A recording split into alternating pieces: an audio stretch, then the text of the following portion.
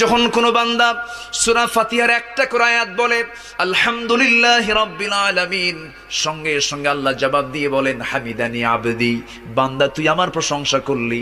আর রহমানির রহিম যখন বলে আল্লাহ বলেন আসনা আলাইয়া আবদি। মালিক ইয়াউমিদ্দিন যখন বলে আল্লাহ বলেন মাজ্জাদানি আবদি।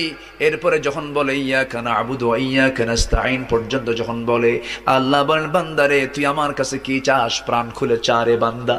ইহদিনাস সিরাতাল মুস্তাকিম থেকে শুরু করে নিয়া ওয়ালাদ-দাল্লিন পর্যন্ত যখন বান্দা বলে তখন আল্লাহ বলেন বান্দা নামাজের মধ্যে এমন প্রেমের খেলা খেললি বান্দা, তুই যা চাইলি সব আমি আল্লাহ কবুল করলাম। ওই বান্দা যখন রুকুতে যায় আল্লাহ তখন অস্থির হন। ওই বান্দা যখন সিজদায় যাওয়ার জন্য প্রস্তুতি নাই, সমস্ত ফেরেশতাকে ডাক দিয়ে বলেন ও ফেরেশতারা, এই বান্দাগুলো আমাকে দেখলো না, রাসূলকে দেখলো না, কোরআনকে দেখে হাদিসকে বিশ্বাস করে আমাকে খুশি করার জন্য তার সবচেয়ে সম্মানজনক